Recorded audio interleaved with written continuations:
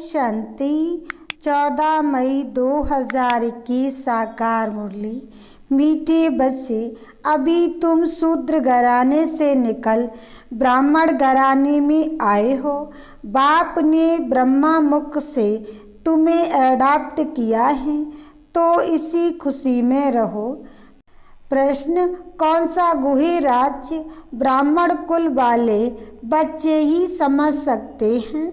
उत्तर, निराकार शिव बाबा हमारा पिता है और यह ब्रह्मा हमारी माता है। निराकार भगवान कैसे माता पिता बंधु सखा बनते हैं, यह गुही गुप्त राज ब्राह्मण कुल के बच्चे ही समझ सकते हैं। उसमें भी जो देवी कुल में ऊंच पद पाने वाले हैं, वही यह राज यथार्थ रीत समझेंगे। ओम शांति। बच्चे बैठे हैं, समझ रहे हैं कि हमारा बाप दादा आया हुआ है। बाप तो इकट्ठा हो जाता है दादा के साथ, तो कहेंगे बाप दादा आए हैं। वह टीचर भी है, बाप दादा के बगैर तो कुछ बता ना सके। बुद्धि चलनी चाहिए, क्योंकि ये नई बात है ना। अज्ञान काल में याद करते हैं सिंगल को, कहेंगे हमारा गुरु फलानी जगह है, उनके शरीर का नाम जानते हैं। हमारा बाबा हमारी माँ फलानी जगह है, उनका नाम रूप सब कुछ है। मनुष्यों ने फिर शॉर्ट में लिख दिया है। मनुष्यों ने जो बनाया है उनमें कुछ न कुछ रॉन्ग है। बल गायन है, तुमेव माता च पिता, यह एक के लिए ही गाया जाता है, ब्रह्मा के लिए भी नहीं गाया जाता है।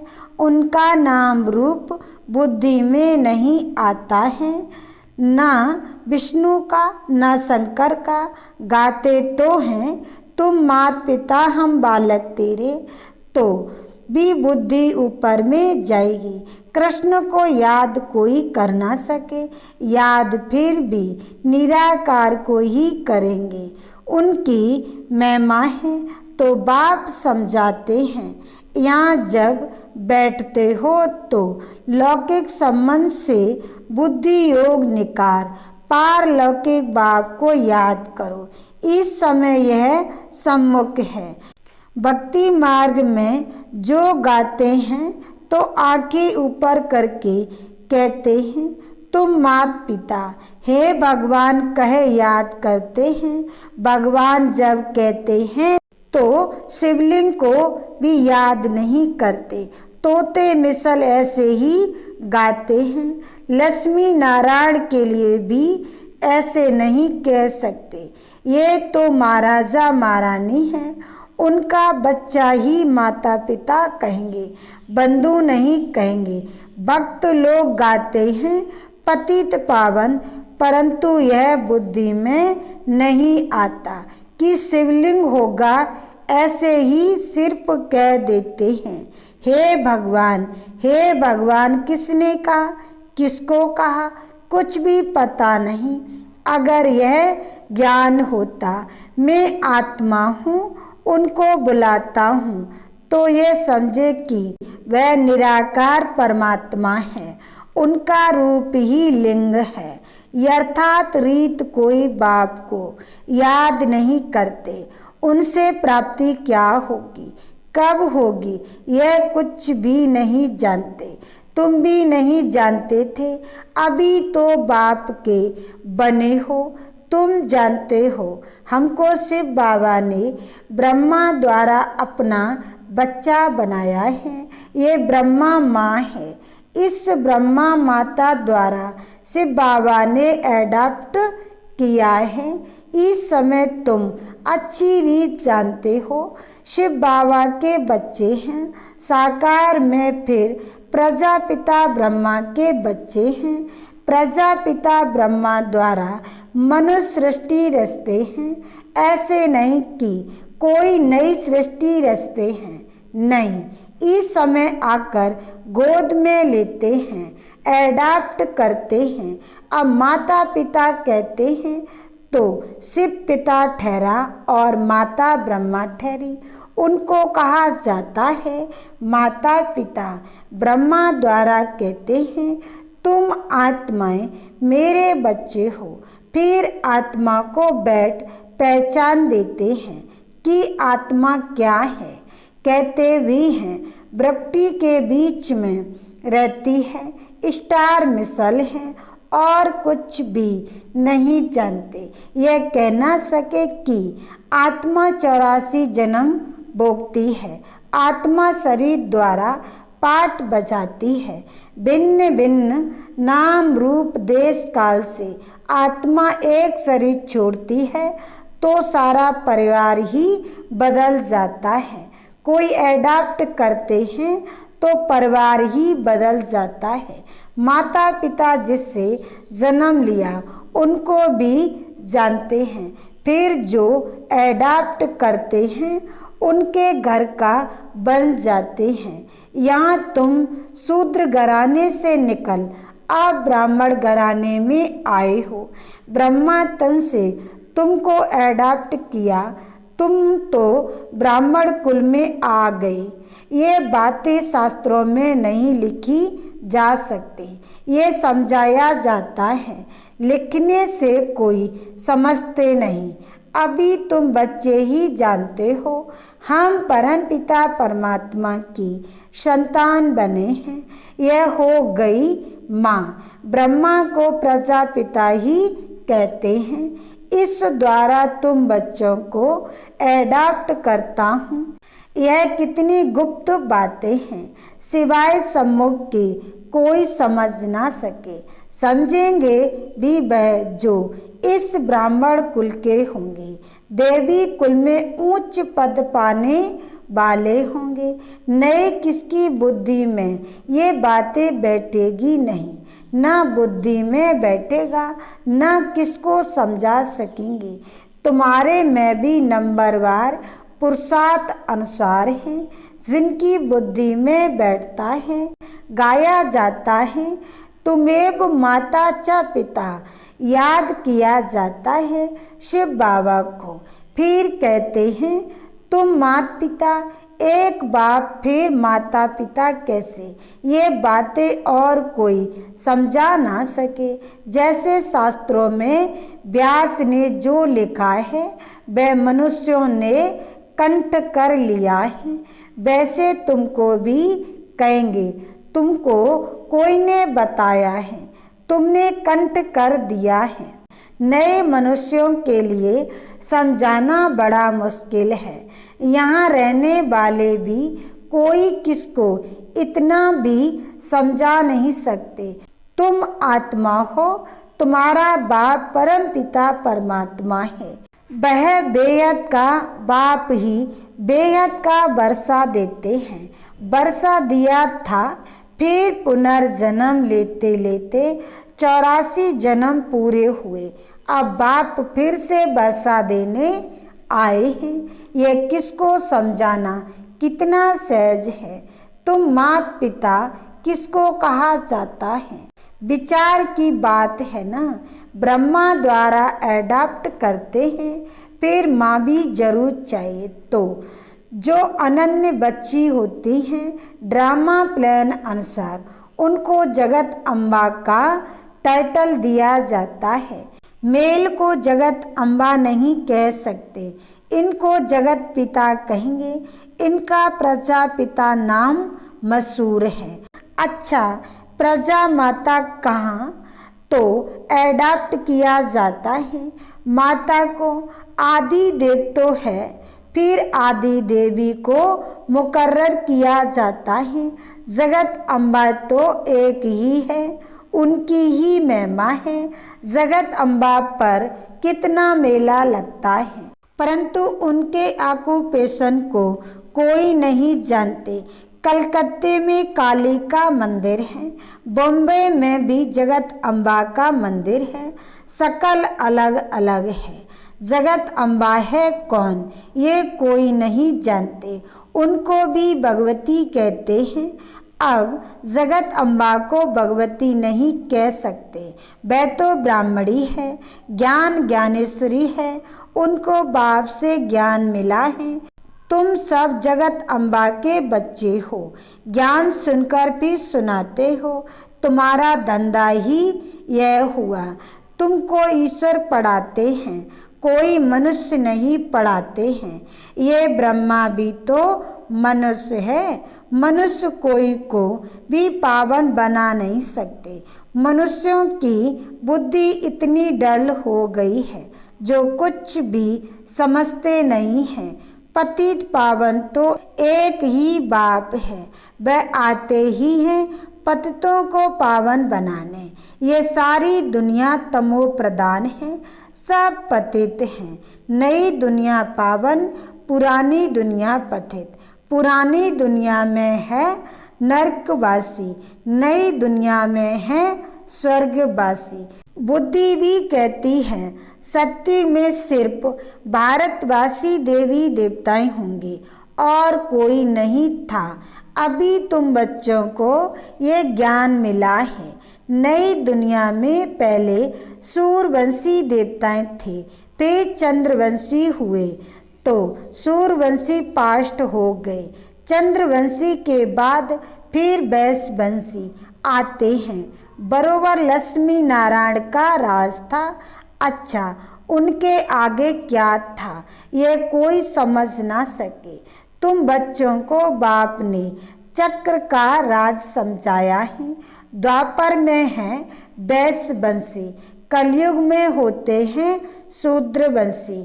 अभी तुम जानते हो हम ब्राह्मण बने हैं, तुमको बाप ने अपना बनाया है, अर्थात शूद्र धर्म से देवता धर्म में ट्रांसफर किया है।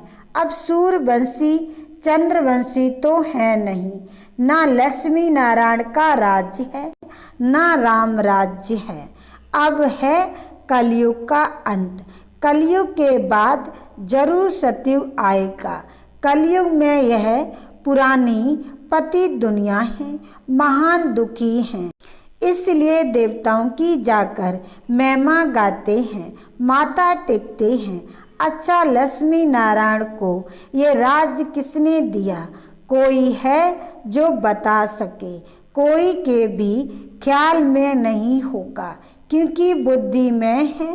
कलयुग अभी बच्चा है, 40,000 वर्ष पड़े हैं, इसलिए यह ख्याल आते ही नहीं। अभी तुमको यह ख्याल आता है।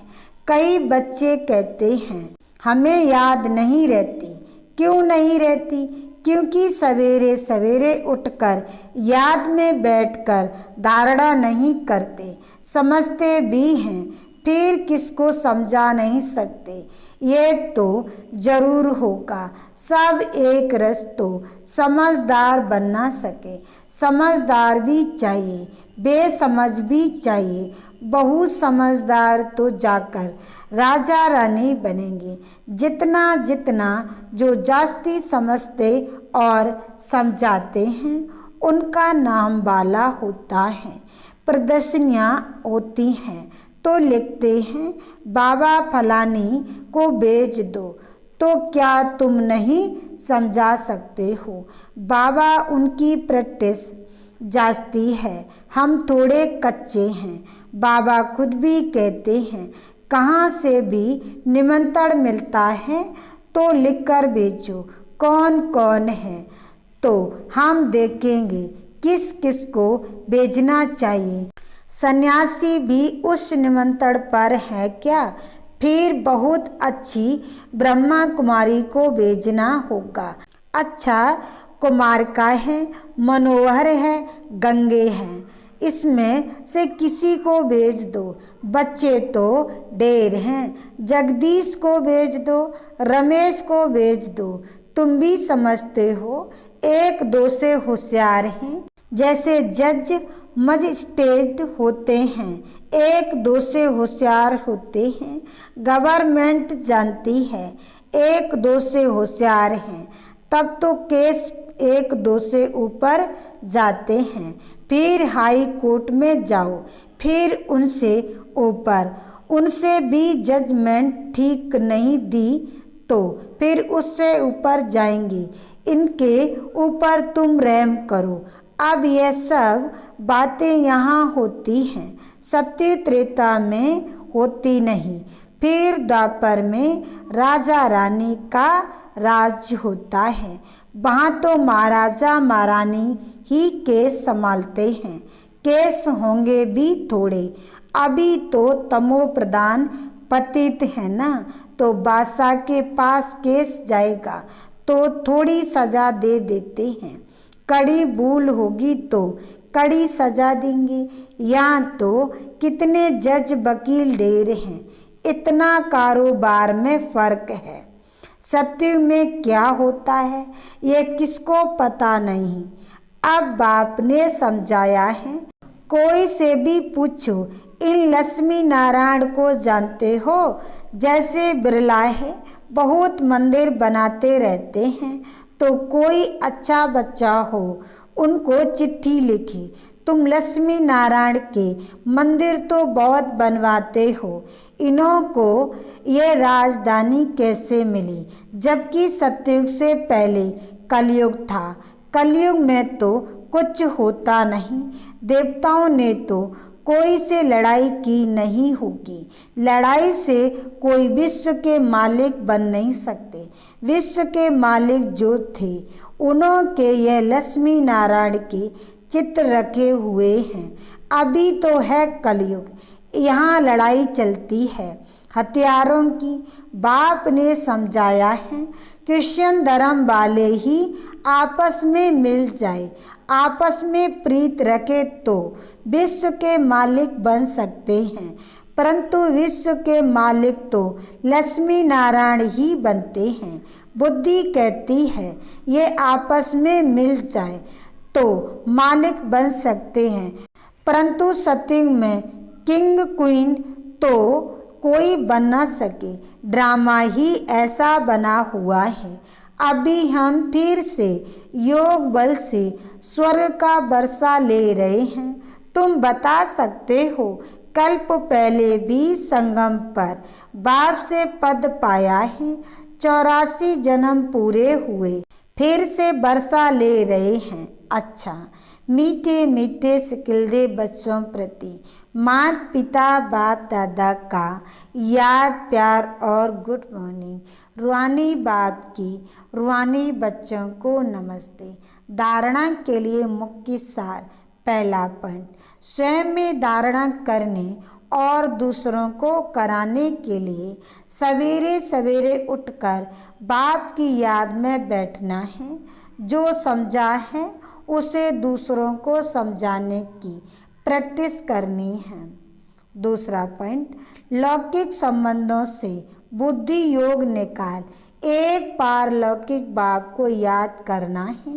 बाप से जो ज्ञान मिला है वह सुनकर सबको सुनाना है, यही तुम्हारा धंधा है। वरदान, अपनी संपूर्ण स्टेज द्वारा सर्व प्रकार की अधीनता समाप्त करने वाले प्रकृति जीत भव। सार में कहा, जब आप अपनी संपूर्ण स्टेज पर स्थित होंगे तो प्रकृति पर भी विजय अर्थात अधिकार का अनुभव होगा। संपूर्ण स्टेज में किसी भी प्रकार की अधीनता नहीं रहती है, लेकिन ऐसी संपूर्ण स्टेज बनाने के लिए 3 बातें साथ साथ चाहिए। पहला रूहानियत, दूसरा रुआब और तीसरा रहमदिल का गुण। जब ये तीनों बातें प्रत्यक्ष रूप में स्थिति में चेहरे बा कर्म में दिखाई दे तब कहेंगे अधिकारी बा प्रगति जीत आत्मा। स्लोगन, श्रीमत की लगाम मजबूत है तो मन रूपी घोड़ा भाग नहीं सकता। ओम शांति।